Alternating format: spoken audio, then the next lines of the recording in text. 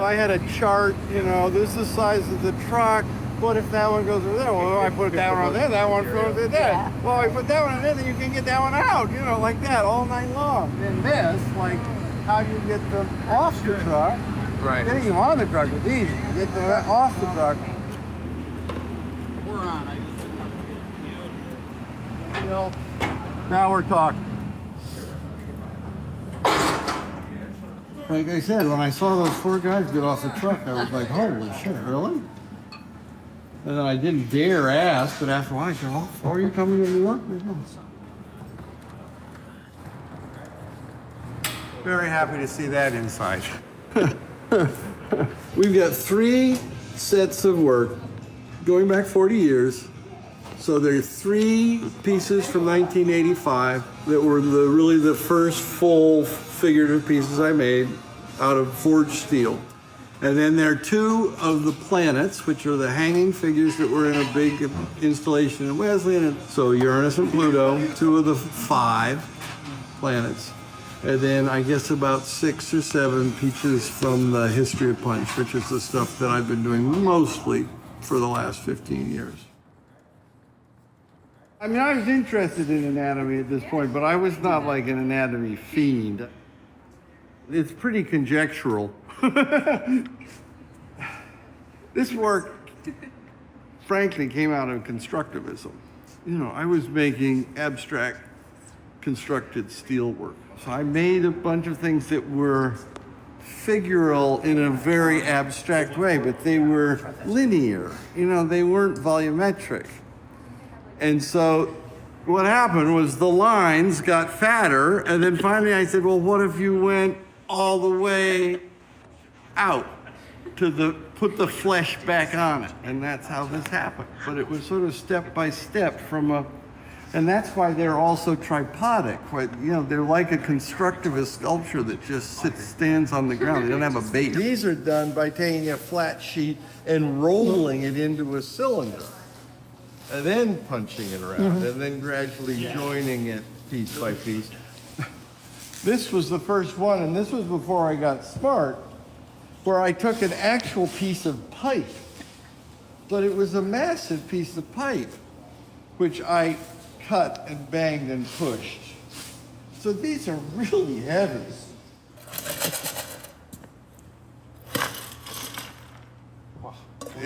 This will be interesting. I mean, as I said, these pieces have not been seen in a long, long time.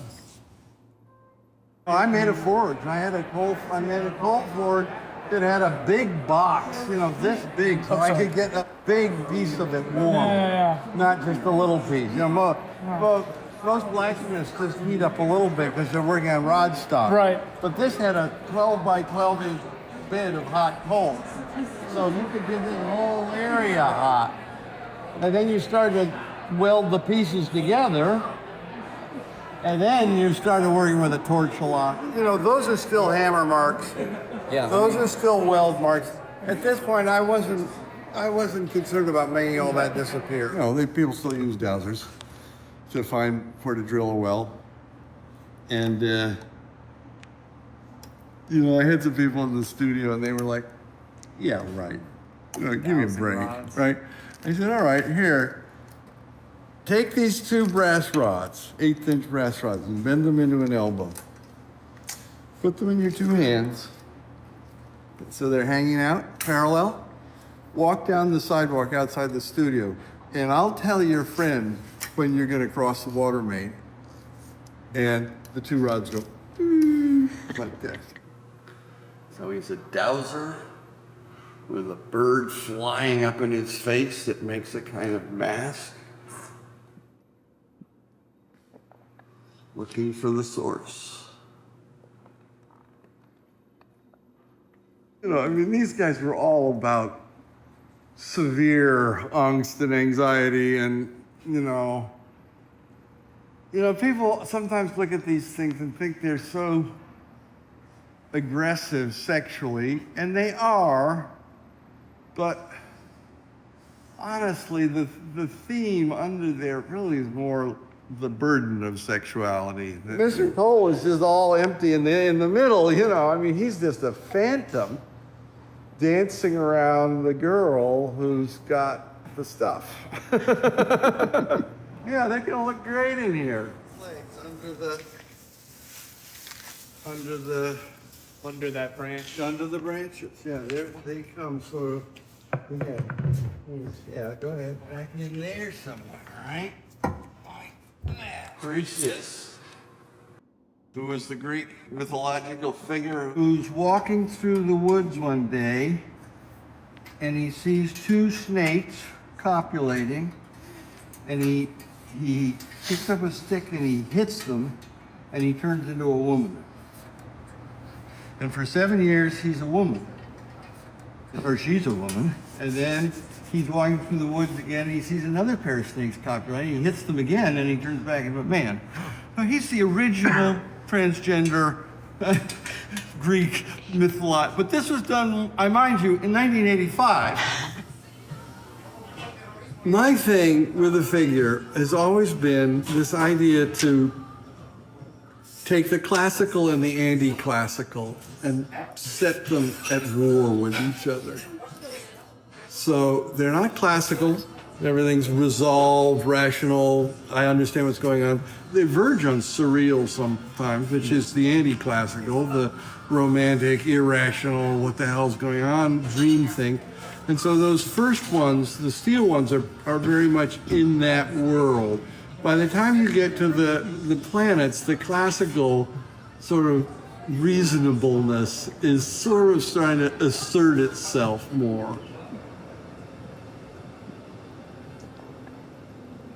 This group was started in 2000 and were finally shown at Wesley, and there were 5 of them: Jupiter, Saturn, Uranus, Neptune, and Pluto.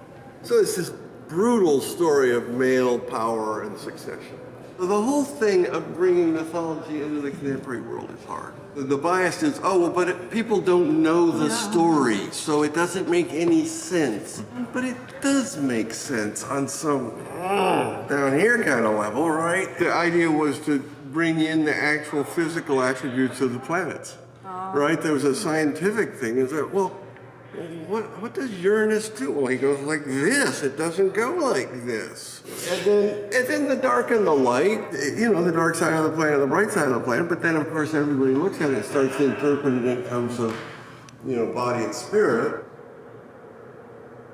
I think they're both the same body. Yeah, it's universal. But one of them is heavy and solid, and one of them is bright and light. The most recent work in this show is all involved with the figure of Punch. Punch is a mythological character coming out of the Commedia dell'arte, really, the Lord of Misrule, but who also opens up some creative possibilities. This is Punch does a magic trick. He's like a fool, right? He's in that line of the jester, the fool. It goes all the way back to the satyr and the Roman comic actors with the funny masks, and it goes all the way back in European culture. So this is Punch's Homeless. Again, enlarged from an 11-inch high maquette. He's out on the street, but he doesn't look broken. Punch stopped at the border. People look at these things and say, this is all about Trump. These were all done before Trump. These are predictive, not descriptive. Punch is an actor. He's a comedian. He's an artist.